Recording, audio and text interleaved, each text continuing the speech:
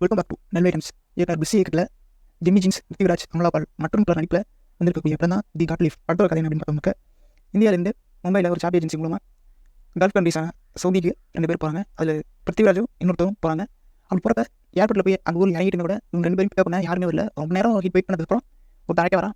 அப்படி ஆகிட்டு வரும்போது தான் அங்கேயே அவங்களுக்கு புரிஞ்சிருது, இது வந்து எங்கேயோ தப்பாக இருக்குது, நம்ம ஹெல்ப் அடிக்க தான் போகிறோம் சொன்னீங்கன்னா இன்னும் யாருமே வரல அப்படின்னு சொல்லிட்டு வந்து ரொம்ப நேரம் வந்து வெயிட் பண்ணிட்டு இருக்காங்க. அப்புறம் தான் ஒருத்தர் அவன் வந்து இவங்க 2 பேருமே வந்து ஸ்டார்டிங்லேயே வந்து மரியாதை குறைவாக ரொம்ப உஸ்தாக வந்து பிஹேவ் பண்ணுறான். அதே வந்து பிருத்திவிராஜ் தெரிஞ்சிருது.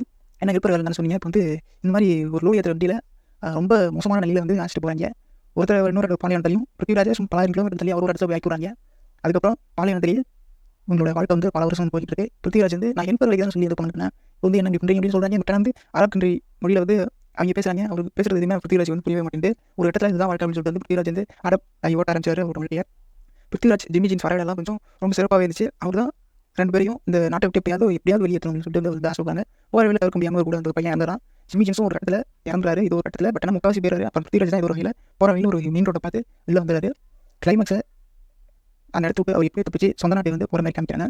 மொத்தத்தில் தி காட் லைஃப் பிருத்திவிராஜ் கேரியர்லேயே ஒரு முக்கியமான படமாக இருக்கும் அப்படின்னு நம்புகிறோம். Goat life better editing of Sreekar Prasad, better direction, better screenplay, Blessy, Amala Paul நடிப்பு நல்லா இருந்துச்சு.